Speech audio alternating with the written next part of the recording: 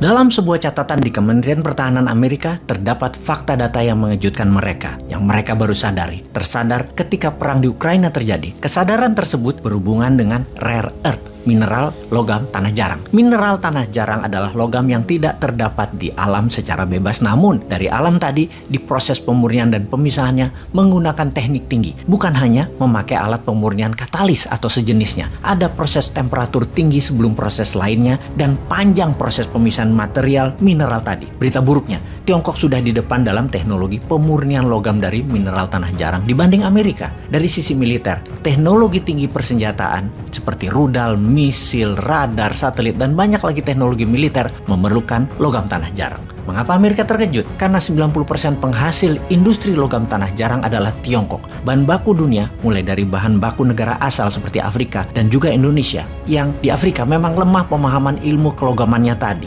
Misalnya, dalam pikiran pejabat di Afrika, disangka Tiongkok itu waktu mengangkut nikel, yang dapat cuma nikel doang. Kalau yang diangkut timah, ya yang dapat timah doang.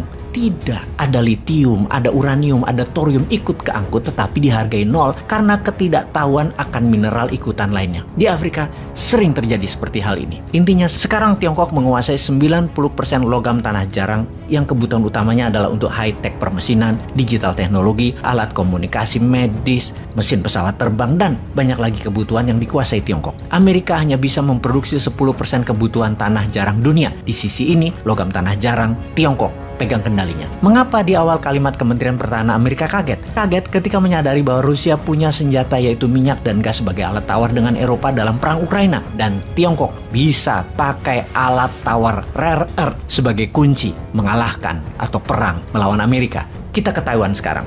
Ketika dialog di Singapura tentang pertahanan wilayah Indo-Pasifik baru-baru ini, Menteri Pertahanan Tiongkok mengatakan dengan lantang yang mana belum pernah terjadi dalam sejarah Tiongkok. Para pejabat utamanya dari mulutnya mengatakan perkataan yang agresif dan ofensif, yaitu menyerang. Kalimatnya adalah kalau Taiwan menyatakan kemerdekaannya dan menyatakan lepas dirinya dari Tiongkok, Tiongkok akan serbu Taiwan. Sahabat, kita semua tahu Taiwan memisahkan diri dari Tiongkok zaman Partai Kuomintang yang nasionalis di bawah Chiang Kai-shek yang bersih tegang dengan Partai Komunis Tiongkok sejak tahun 1927, yang kemudian terjadi perang saudara di Tiongkok yang dimenangkan Partai Komunis Tiongkok di bawah Mao Zedong.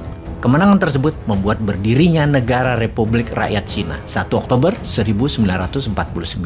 Chiang Kai-shek, pemimpin Partai Kuomintang, bergeser ke Pulau Formosa yang kemudian hari bernama Taiwan.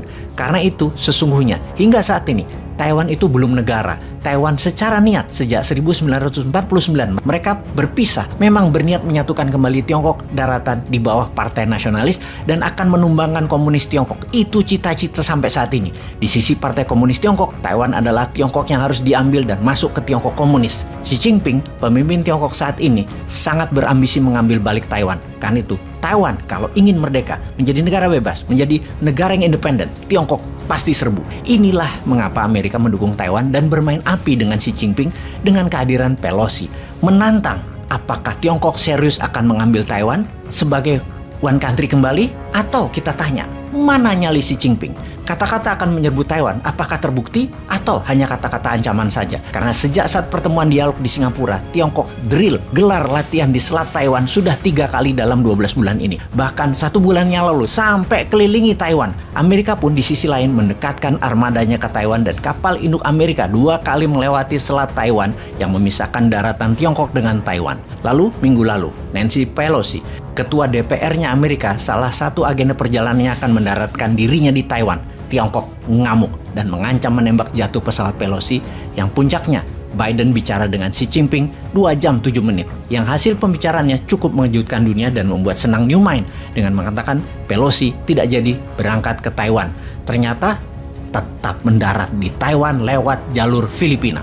Agaknya Amerika akan membuat Taiwan menjadi Ukraina kedua. Zelensky jadi boneka NATO dan Amerika memprovok Rusia yang pada akhirnya dilayani oleh Rusia beneran. Memang Amerika yang punya mau dan didukung penuh senjatanya ke Ukraina. Buktinya, dana Amerika didukung penuh dan dukungan politik dunia sampai tekanan embargo dan sanksi ke Rusia diberikan. Memang semua itu Amerika punya mau, yaitu Amerika maunya perang. Sekarang di front line, dibuka Amerika. Pelosi mendarat adalah wujud Amerika membohongi Tiongkok setelah Biden dan Xi Jinping bicara panjang dan membuat Tiongkok percaya Pelosi tidak ke sana sebagai bentuk dukungan politik Amerika ke Taiwan. Kata-kata itu ternyata hanya tipuan belaka oleh Amerika. Pelosi tetap mendarat dan ini tamparan di muka oleh Amerika kepada Tiongkok. Entah apa yang dibicarakan oleh para penasihat Biden, yang pasti Tiongkok marah sekali pada Amerika, ditipu dan ditantang. Beranikah Tiongkok action? Ini yang dikatakan New main senang karena Amerika berani terbuka menantang Tiongkok. Hal yang sejak tahun 2019 Bosman katakan, awalnya perang dagang, akhirnya perang militer. Akankah terjadi? Apakah Tiongkok akan membuktikan Amerika bukan negara hebat lagi? Apakah Amerika takut dengan rare earth Tiongkok yang akan digunakan Tiongkok sebagai senjata seperti gas dan minyak Rusia terhadap Eropa? Melihat hal itu semua, inilah peluang buat Indonesia. Inilah masa Indonesia menyalip di tikungan untuk bisa sejajar atau melebihi Amerika dan Tiongkok. Strategi bernegara dan strategi luar negeri kita sebaiknya diubah. Ini peluang untuk Indonesia menjadi berdaulat. Ayo lakukan segera, Pak. Gua ngomong sampai kenceng ngotot gitu. Lupa pasti pada nggak denger orang-orang di atas karena maunya 3 kali jabatnya. Nggak penting luar negeri itu. Yang penting nambah 3 tahun atau 3 periode. Walau harus kudeta konstitusi, nggak apa-apa. Begitu kan? Atau kita mainnya nanti 2029. Ya Allah, lama bener ya. Jadi ingat kata-kata Pak Rizal Ramli nih. Memang dari awal ada operasi politik, yaitu kudeta konstitusi. Kalau zaman dulu sampai tahun 70-an di seluruh dunia itu kudeta hanya ada kudeta militer.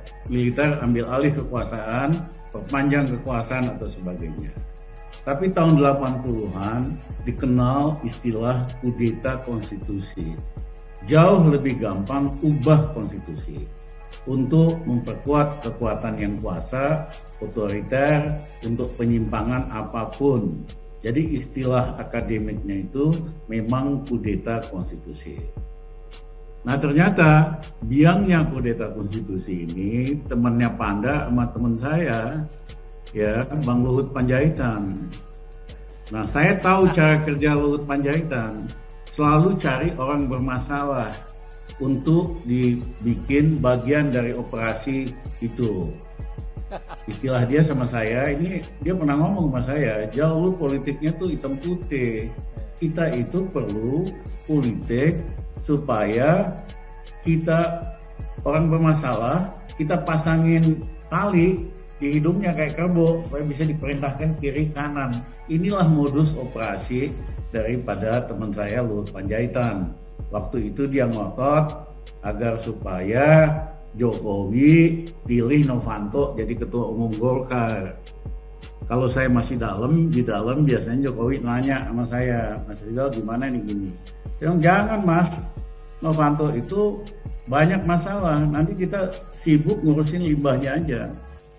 Akhirnya Bang Luhut ngajak saya makan siang, Jal lu bantuin dong. Karena Jokowi pasti nanya sama lu nih soal begini.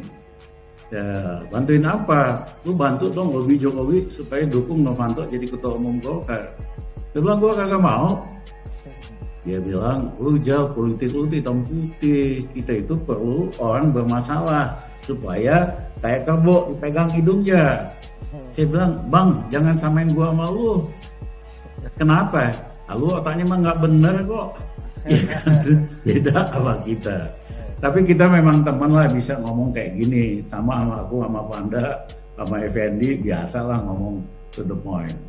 Nah, operasi politik itu menggunakan orang-orang bermasalah secara hukum, yaitu pasien rawat luar dari KPK. Namanya Muhaimin Iskandar, namanya Jul, namanya Erlangga Hartarto. Tiga-tiganya punya masalah hukum, ya. Jadi mereka gampang diarahkan supaya dukung kudeta konstitusi ini.